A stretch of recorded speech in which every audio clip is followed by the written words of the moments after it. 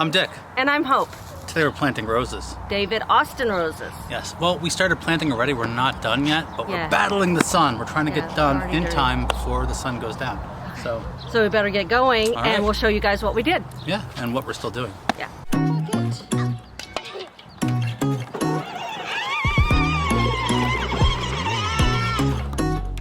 All right, so we're gonna start planting our rose garden.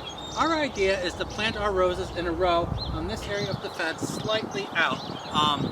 And we're gonna plant 10 roses. There's 10 that are gonna go inside the dirt and 4 that are gonna go inside pots. The soil where we live has this mineral called caliche, which I've mentioned before. It's clay and it hardens into rock. It's very tough to get through. It takes a lot of time and a lot of power tools to get through it. So we're gonna use this auger and a jackhammer to get through. Our goal is to get 18 inches deep, which is the length that rose roots grow. So let's get started.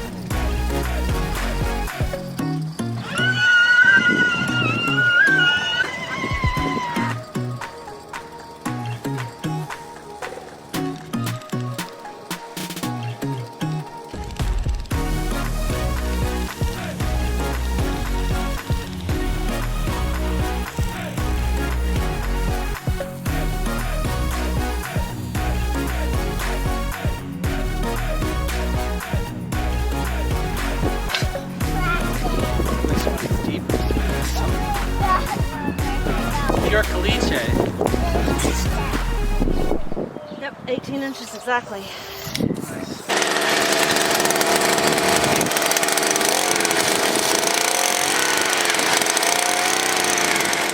So now it's time to pot up the ones that we're going to be putting in pots. And we got these at Walmart. We got these at Walmart. If I can get one, I'll show you. Got these at Walmart for $15, and we're going to need to add some holes. Actually, just punch out some holes. We want to put them in pots for now because we want to test out the sun that they're getting before we find a permanent place for them next year. We thought maybe it would look nice to have one pot at the end of each of our flower beds. So that's where we're placing them for now. We want to go ahead and fill them up in place so we don't have to move heavy pots around. There they are. These pots have 2 drainage holes that just have to be punched out. To fill the pots, we're going to be using garden soil because that's what we have. Maybe mix it with some compost and peat moss and then top it with potting soil.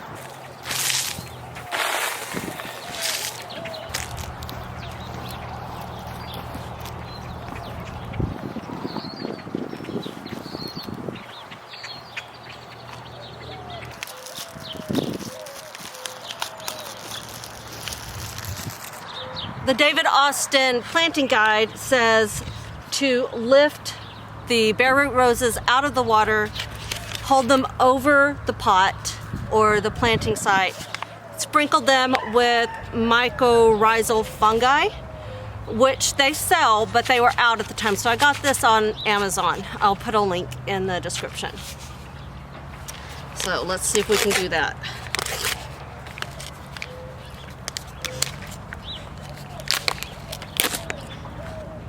Okay.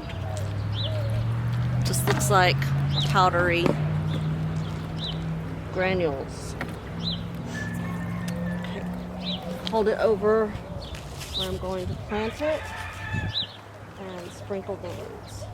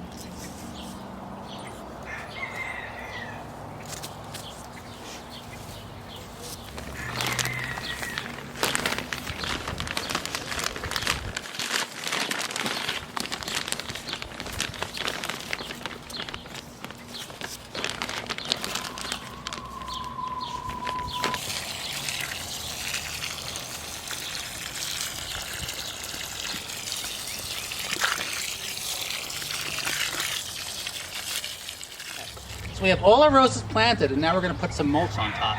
And we're going to go through each one we planted. This is the James Galway. The James Galway is a pink rose with a light outside and a deeper inside with tightly wound petals. This is about 10 feet. Climbs about 10 Yeah, feet. It's a vigorous tall climber. So let's add some mulch. Now we're going to mulch up the Graham Thomas rose. The Graham Thomas is a golden, buttery colored climber. Very, very vigorous, tall climber. Very beautiful. Can't wait till it takes off.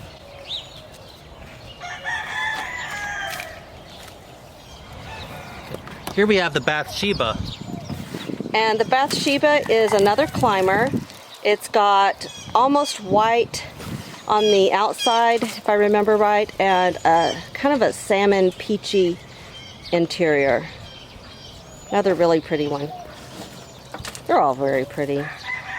Can't wait till all the climbers take off on our chicken coop. Yeah. Golden Celebrations is a really vivid yellow. Very, very beautiful rose, a large rose, and it can climb. It's not one of the tallest climbers, but it can climb.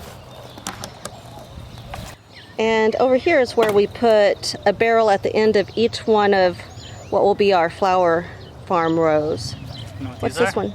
These are pretty ones. Claire Austin. Claire Austin is, we got two of these. Beautiful. They're climbers, vigorous climbers. We got them for a wedding arch later on because we'd love to have weddings here.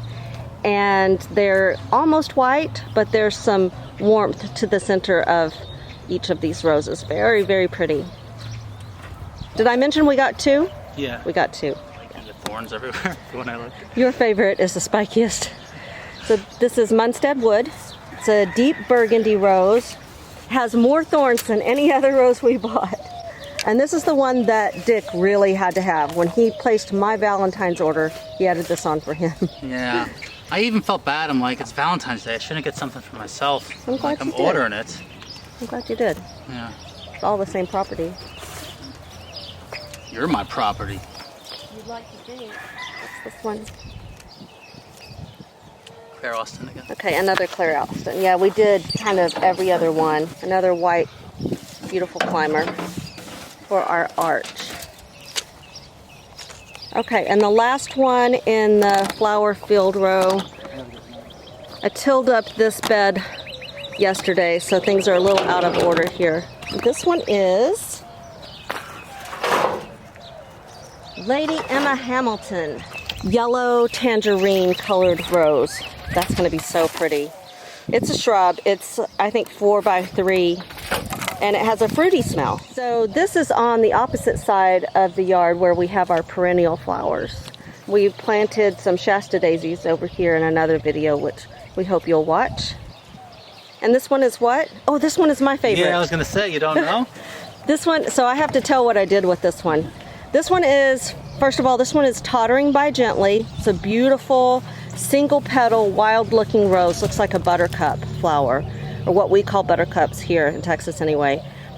We were planting these late at night and it was getting dark, and I planted this one upside down. I realized the next morning when I came out to water, I thought, man, that rose looks really dead. Well, that was the roots sticking up. They had dried out all night with the fungicide on them. I guess we'll see if it makes it. I think we're okay. I see a little bud here.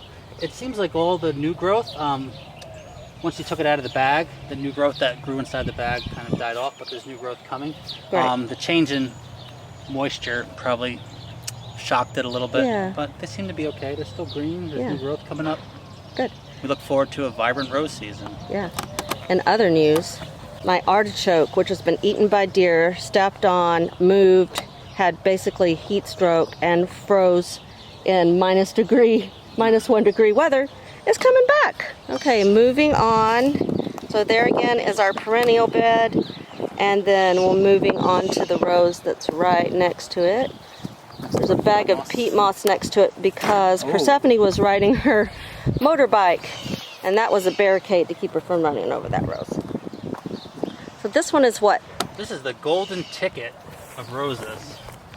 What Do you is know it? why I called it the golden ticket of roses? Because it's chocolate? Because it's named after the author of Willy Wonka and the Chocolate Factory. Oh, it is?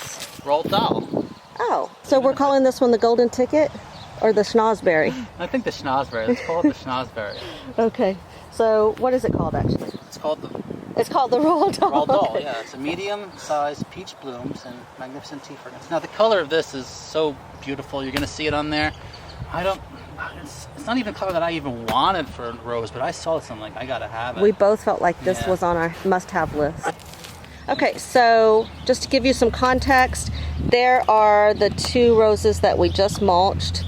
Come over through the perennial bed, which is by the neighbor's fence, and past the blackberry plants to this rose. This is the Benjamin Britten.